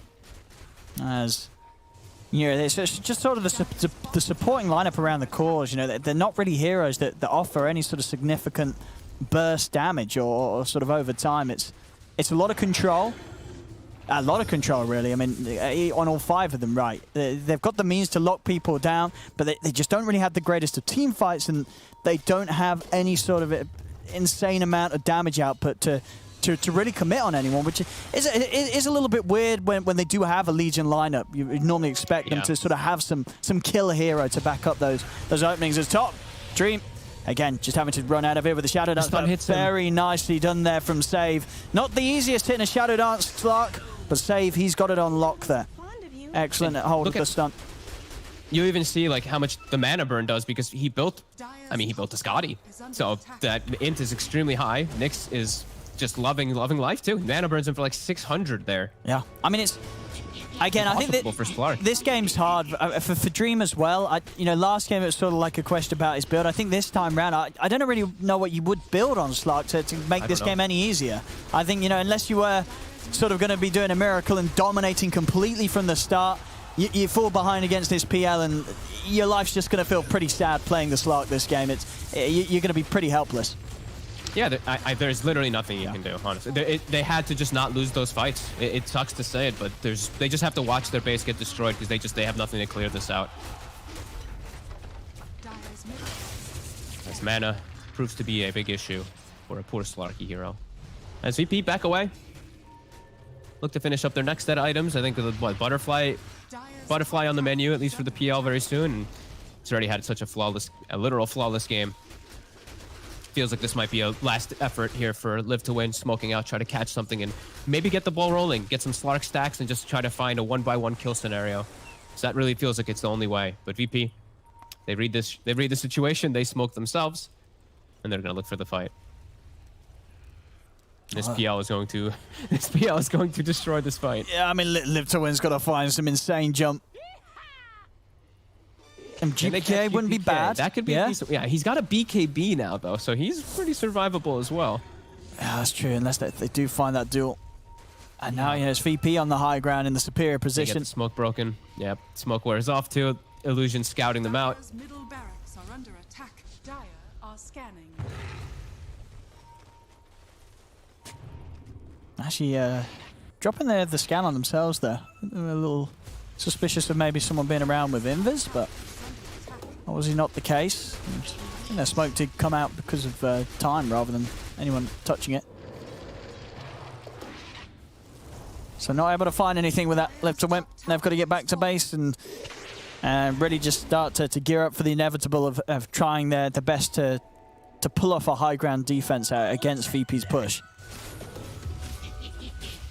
Fight, I feel like, okay, Dream has to get like 50 stacks, and then somehow he's gonna have to just hit like everybody, and somehow they have to somehow isolate the PL. FN has to live the full duration of the fight somehow too, because this is just one of the biggest uphill battles I've seen versus a PL at this stage of the game. 30 minutes and he almost has this butterfly now too. Versus pretty much no counter. I mean, yeah, I mean already it feels like there's no chance of killing this PL, and yeah, every single item that he gets it's just making it so much worse for Live to Win to deal with him. Dream, he's getting surrounded here. I mean, again, Save is just really nicely working around with these body blocks into the stun, meaning that the duration of the Shadow Dance just isn't enough to get Dream out of here. The Raw will be purged, but of course the Lasso, it won't. The follow-up lockdowns there, Dream's out for 60. They're going to call it. They know there's nothing that can be done against this godlike PL. As Nightfall ends 9-0-7. What seems to have been a very easy PL game for him. He certainly made it look easy. Yeah, I feel like, you know, playing versus VP, you can't overlook something like this. I guess, you know, Epileptic Kid is extremely comfortable with those illusion heroes, and he literally played the dream game. He got given a absolutely free lane, as we mentioned, because he's just versus a Legion commander as well as a Tusk. They can't do anything to him. And then when the fights kick off, he played them perfectly. He just focused the Slark, mana burned him, switch reset, and they won the game off of those 2 fights completely. Oh, they really did. And yeah, this second game compared to game 1 as well just looked incredibly tough for Liv to win. I mean, it's just sort of going back, and would it sort of be going back to the draft really that changes would have had to be made to really give them a chance here? You think most of the times this game was sort of over once the PL gets the free farm that he did at the beginning here? It really does feel like it. Even if they play perfect, I feel like the game inevitably will hit this point where the PL has pretty much no counters. Unless FN plays this perfect game, I think they trip themselves up with just overdoing it to counter the Batrider, right? They already had the Slark to counter, and then they doubled down with this Legion Commander. I think that really hurt them because it hurt the lane, and then you watched Afterlife. What was his job in the game? Even we're sitting here like, what should he do? Is he dispelling? Is he initiating? He had no place in the game, so sadly, probably back to the drawing board. Sadly, but there we go, ladies and gentlemen. VP, I mean, a lot of people, of course, having VP as sort of the favourites in this league. And this 2-0 win against definitely one of the strongest sides here in the CIS league certainly continues to show that here. VP with the 2-0 against Liv to win. Indeed, thank you so much, Odie, Pixel, and Fogged. In this series for VP, we thought they were going to get pressured a little harder, and they were pressured a little bit, but still, the 2-0 victory is theirs. We're going to break down the game, break down the series, talk to the winners after this.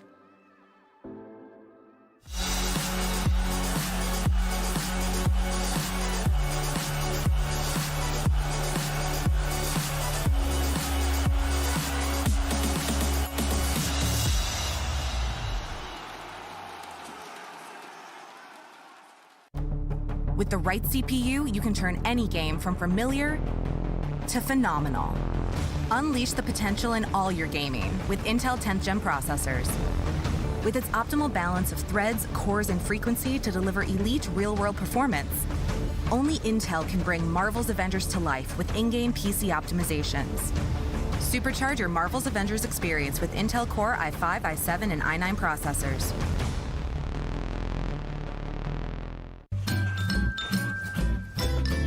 You ready? Huh? Hey, easy boy, huh? You ready? Huh?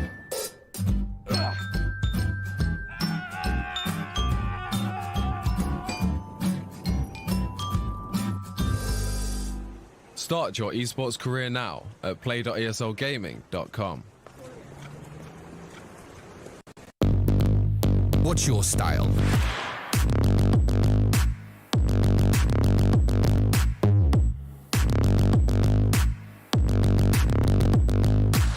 Get your merch at shop.eslgaming.com.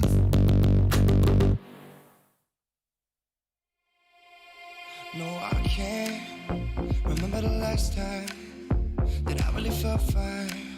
Now I'm trying to rewind.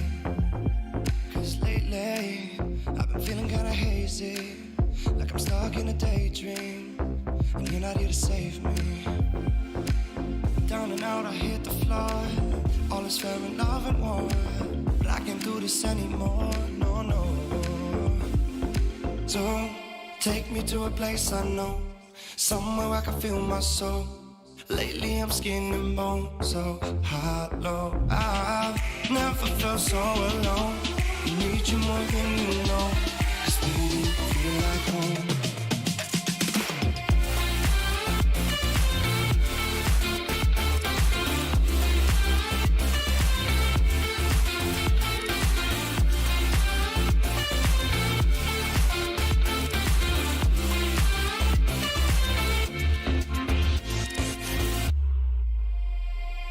I've been reminiscing the late nights. We'd fall in love in the moonlight, then wake up at sunrise. Now I'm just thinking that we should go back to when we were, hold each other to feel good. Down and out, I hit the floor. All is fair in love and war, but I can't do this anymore, no, no. So take me to a place I know, somewhere I can feel my soul. Lately I'm skin and bone, so hollow. I've never felt so alone. I need you more than you know, 'cause baby you feel like home.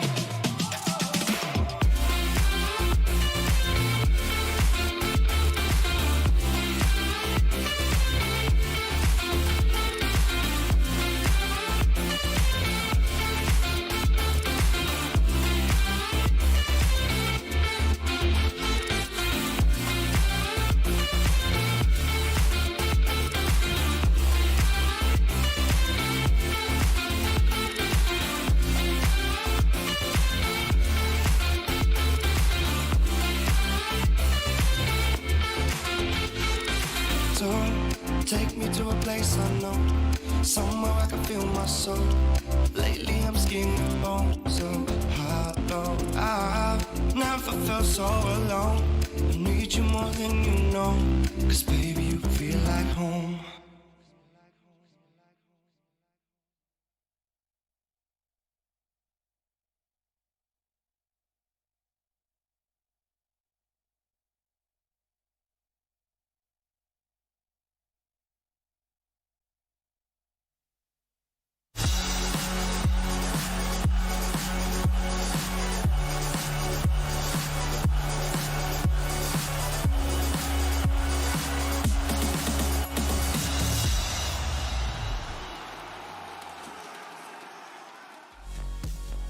It started again with a fairly somewhat even-looking game, but that is already where Live to Win is falling on the back foot, because they cannot be even with a team with this Phantom Lancer. You know he's going to take over your game if you let him do Phantom Lancer things, and Nightfall was definitely allowed to do Phantom Lancer things. Never dying in the entire game and just having a grand old time, securing Virtus.pro the win of not just the game but also the entire series. And in my book, making them, again, I mean, I guess in a lot of people's book, making them the strongest team here in the region. They just played really, really well, and Live to Win, we see their potential because they definitely didn't play horrible. They were able to go toe-to-toe for some of the fights, but in the end, I still would say outplayed Moxie. I mean, Nightfall had a perfect game. I don't think there was a single death on that PL, and you get to critical mass. You're playing against the Slark. He has nothing that he can do against you. He has no mana left as well when you have all the other heroes on the board. It just became too hard. Yeah, and this is the difference between these two teams, is that on a even draft, or maybe even a slight advantage to Live to Win possibly, they end up still losing that game and losing full control of that game by 30 minutes. When it comes to an outdraft, it feels like much more of a stomp. And Live to Win, it almost felt like they made the same kind of early aggressive moves, but this time around it felt like out of desperation almost, and that they needed to make something happen very soon because this Phantom Lancer was having a free game. And of course in that first game we credited Afterlife heavily on his Timber Saw, and we heard Fog talk about it, and I saw you nodding, Cap, as he said it, that this Legion commander, it wasn't needed anymore because they already had countered the bat in the draft, and this was just... they could have gotten something else that might have made it more comfortable in this game. Yeah, having drafting this Legion commander, it feels like you are maybe doubling down too much on the Bat Rider. It's acceptable if it's a good meta hero, but Legion commander I just don't think really is. The hero just falls short in a lot of different ways. Not strong enough team fight as nearly many of the other offlaners. Not quite as dominant when it comes to laning phase compared to certain other like super lane pressuring heroes like Venomancer, for example. Like she just falls a little bit short in a lot of different categories. So and save offlaners aren't really a big thing right now. Aura offlaners are still kind of okay with Lenderlord, but her specifically doesn't really have a great place in the meta, and as a result, they just got hugely outdrafted in those last two picks. They really did. I'm also curious to find out what Brian thought of this second game of the series. Thanks, Shiva. I always want to take this opportunity to assess carry matchups and basically components of the game that you guys can use when you're looking to pick your heroes when you play. So there's a lot of different ways to gauge carry matchups, but one of them is how these heroes fight. So both PL and Slark are heroes that like long drawn out fights. That's why they also go to Fusel, because burning people's mana makes long fights favorable for you. Both heroes play similarly. Notice how Slark is focusing a support over here, while PL is focusing a support over here. Both carries like to go for the backline supports, and then notice how long this fight takes. It started about 17:10. It's already been going for 15 seconds or so. Bunch of skirmishes all over the place. And some of the best carry matchups in the game are when two heroes play the game very similarly and one hero just does it better than the other. And in this case, PL trumps the Slark because Slark is all single target DPS, while also PL is too, while Slark is a single target hero and PL is obviously not. And you're seeing here that over the course of the fight, even though they both have diffusals, PL gets all the mana burn he needs. Notice how low everyone is in terms of mana, Afterlife as well as Immersion. And you just see that these long drawn out fights are what always needs to happen, because heroes like PL and Slark, they lack the burst damage to bring people down very quickly. So they feast on just over time beating you down. And when one hero simply does that job better than the other, that's usually a good matchup. And I hope you guys can use this when you're drafting in your games. Thank you, Brian. Just have the stronger hero in your lineup rather than that on the next one. I think that also is partially the reason why VP won. I just have the better hero, the better carry, the better PL versus Slark in this case. And Virtus.pro in general, we talk about them a lot, one of the favorites. Do we feel like they got more pressure this time around compared to previous time? Did they get pressured? I think so anyway. Yeah. I think in the first game they were certainly a lot more pressured. And I think that Live to Win, they seem to have a specific style that makes them unique to me. That like I saw some moves that I hadn't ever seen out of a team before. This last game where they smoked the right side of the tower. They were trying really hard to pressure this mid-tier 1 tower. They want to take that map control super early. They smoked most of their team from the right side of the tower and tried to do like a semicircle to take control of the triangle, which would be a kind of unexpected move. That's the sort of move I've never seen before, so I can't imagine the enemy team has seen too much. Unfortunately, it didn't quite work, because they ended up going on the Ember Spirits, so they kind of had to come back and fight. But they're an interesting team for sure, and I'm looking forward to seeing more of them. But it does feel like kind of the whole... I mean, honestly, that's the team in a nutshell. Always the bridesmaid, never the bride. You know, it's a group of people who have gotten far but never quite made it all the way. Yeah, and VP definitely on the route to make it all the way. Under leadership of Save, their captain, and I believe he is with us right now. Hello, Save. Congratulations on the series. Oh, we can see you talk, but we can't hear you yet. So hopefully that will be fixed, but you can hear us. Hello. Hello. Yes. Hi. Hello. Congratulations. Yeah, thank you. Thank you. Was fantastic to see you play, and I'm very excited to see a young captain such as yourself. You know, on this team, you guys are performing phenomenal, and I'm curious what you consider your biggest challenge as a captain for this young squad to be. Biggest challenge? Yes. I don't know. Like we want to go in TI. All right. That's the dream. Straight to business, apparently. Love it. Well, I had a question about captaining styles. When you first joined Virtus.pro, there was Solo there. He was kind of the captain. I don't know how much leadership you took there, but what would you say your difference in captaining style is compared to Solo? Did you learn anything from him? Is there something you disagreed with him about? Yeah, I mean, I've learned a lot from Solo, but now, yeah, there were some things that we disagree with him, but I've learned a lot from him, and now I'm trying to like make these things work in my team. Like try to teach my guys how to play Dota. That experience that I got from previous VP squad. Can I ask what it was that you learned from Solo? Was there anything specific that, like, captaining style, anything like that? I mean, a lot of things, but the main thing is that, like, to say all of your team to make one thing at some moment. It might be some minute 15, some minute 20. You like just say, guys, let's do this one thing. Like nobody's like doing some random shit on the map. Like let's do one thing and do it together. That's like the main important thing that I've learned.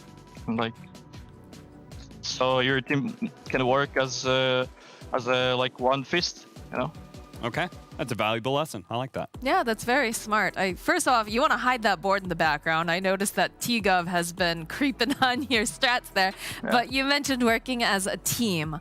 How much of the fact that, you guys have been playing together for a while now, especially as the younger VP squad, how much of that comes into play now when you're trying to go into these like massive team fights? Is there a lot of trust? You guys follow each other pretty blindly, or do you sometimes have a little hiccup of communication where you're just a little bit all over the place?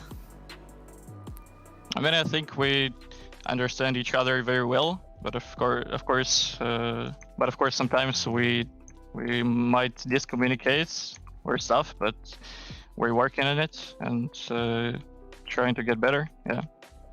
I have two quick questions to end with here.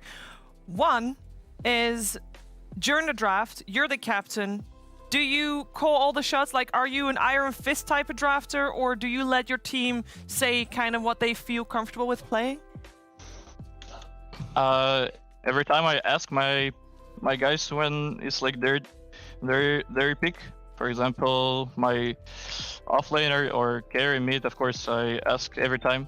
I might like pick alone in first phase of the draft, but later on, of course, I ask every time my course what they want and what they feel like.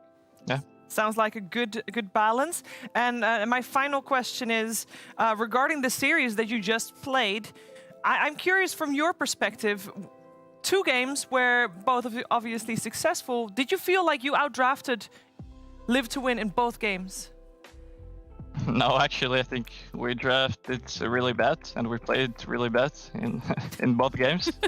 And we actually didn't really draft our best strats. We tested something. We picked the games heroes that we don't really play in Scream 7. We don't really want to show much in those type of games. Okay, well then I have a follow-up question. Imagine you winning TI is your 100% peak performance, right? What percentage performance was this for you today? I don't know, let's say 30%. All right. Woo. Well, I am looking forward to seeing you perform top performance, because this already was very fun to watch. Thank you, Say, for taking the time to talk to us. And I'm sure that if you keep playing like that, we're going to talk to you a whole lot more. Yeah, thank you. Thank you. I mean, 30%. 30%. Whew, I believe we talked to Seneko last week when Live to Win was playing against No Techies. And Seneko said that during that series particularly, and Live to Win dominated that series against No Techies, they said that they played at 50%. And we then, called them out. That was that was No Techies being kicked while they're down, right? And I think in this case also Live to Win, they got some ways to go then. I like to imagine that was intentional. I kind of doubt it. I don't think many pro players actually listen to other players' interviews, but I like to imagine Save heard that interview and was like, I'll show you.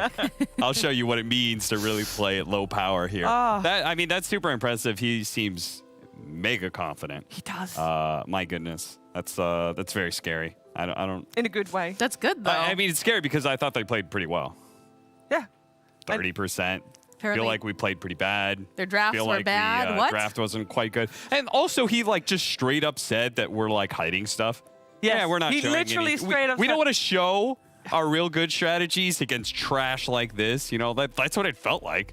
It was just whatever. These guys are scrubs. I know what I want to ask him in the next interview, because we already heard from Navi that they don't scrim against CIS teams because they're not good enough. They scrim against European teams because they're better. I want to know from VP as well, who knows their real strats? If this wasn't it, who has been feeling, who has been on the receiving end of the ones that do work? I mean, that is very spooky.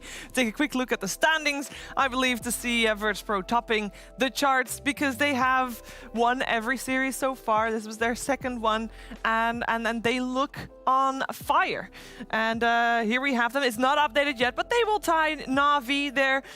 And it comes back to the divides. We got the divide between the number 4 and number 8. Obviously, the invited teams versus non-invited teams. But I think we will start to see another divide between a 1-2 and a 3-4. My predictions are looking good so far. I got VP on top. I got Navi 2. I got Team Spirit 3. Let's go.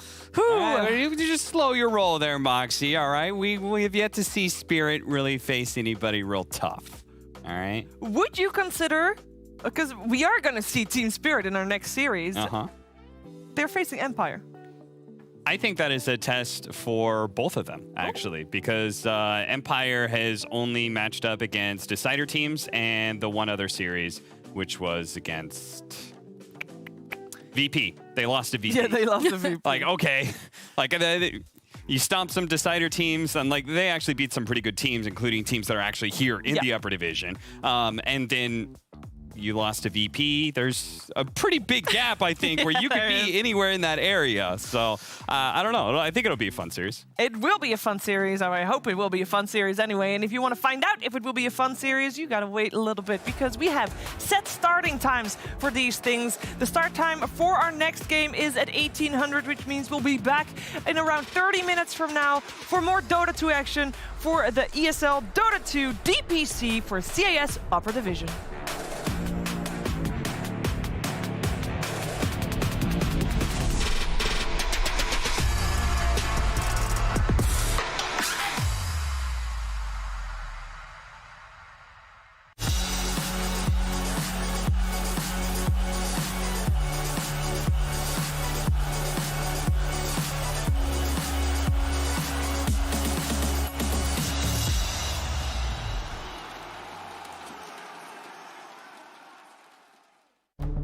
With the right CPU, you can turn any game from familiar to phenomenal. Unleash the potential in all your gaming with Intel 10th Gen processors. With its optimal balance of threads, cores, and frequency to deliver elite real-world performance, only Intel can bring Marvel's Avengers to life with in-game PC optimizations. Supercharge your Marvel's Avengers experience with Intel Core i5, i7, and i9 processors.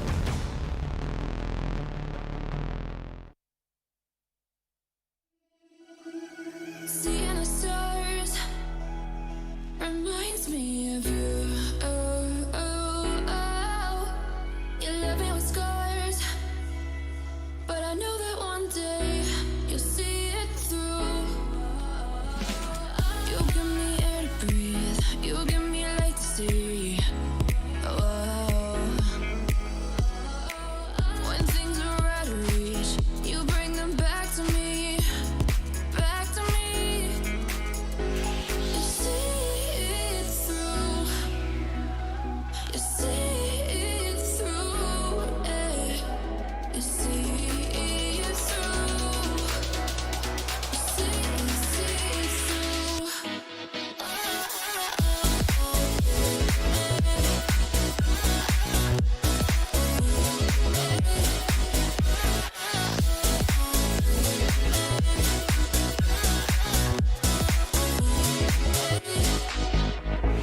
Talking to myself and I can't focus. Yeah, I'm broken. The door is closing. Wanna be a part of something more than this. I've lost control of it. I've lost control. You give me air to breathe. You give me light to see. Oh, when things are out of reach, you bring them back to me. Back to me. You see it through. You see it through. You see it through. You see it through.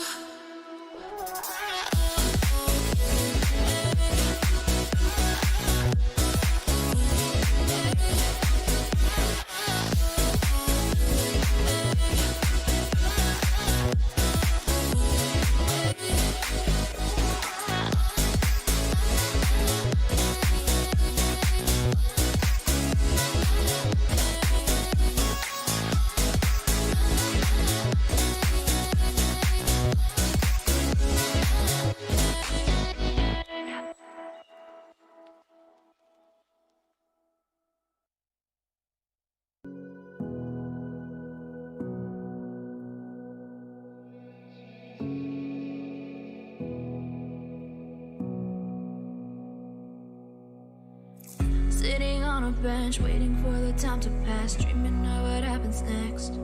I do what I wanna be, questioning my destiny, only knowing what I see. I don't even realize I've already made a path, and I can change it anytime, I can't take it back. I know what I want, but it seems so damn far away. I know I sound crazy to the ones who said oh. I know I empower those who dream like me.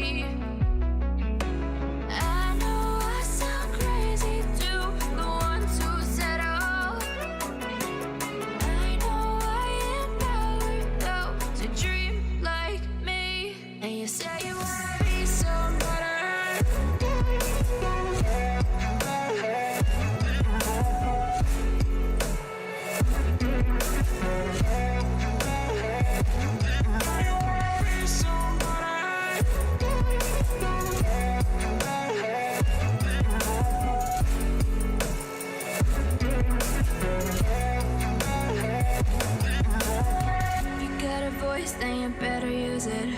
Tell yourself day after day it's time to prove it. No days off, keep the hustle moving.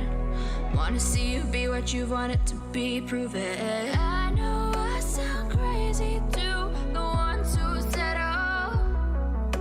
I know I empower those who dream like me.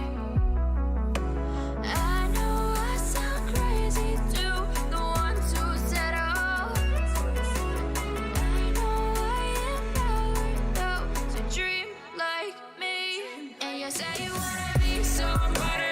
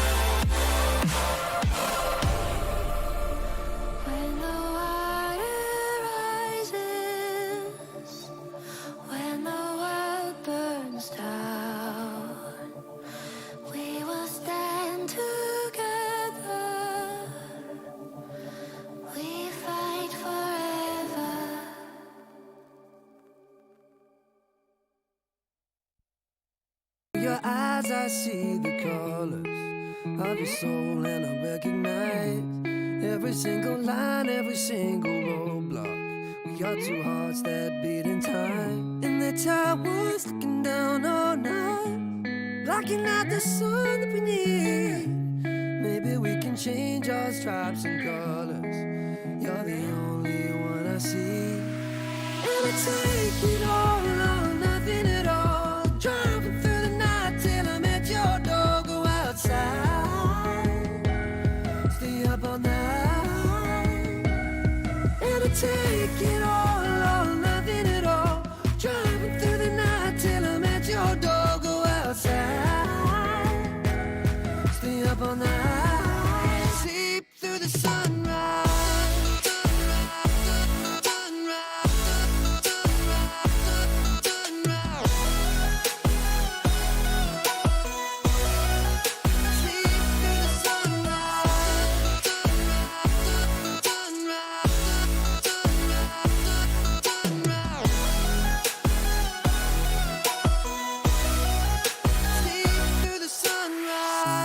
Look into my past and I count the numbers of the dreams that I left behind. I don't even care now that I've discovered a new kind of peace of mind. Up above us, looking down on us, there's an angel I know. We don't need to worry or discuss much. It's time for me to hit the road. I'll take it all or nothing at all. Driving through the night till I'm at your door. Go outside, stay up all night. Sleep through the sunrise.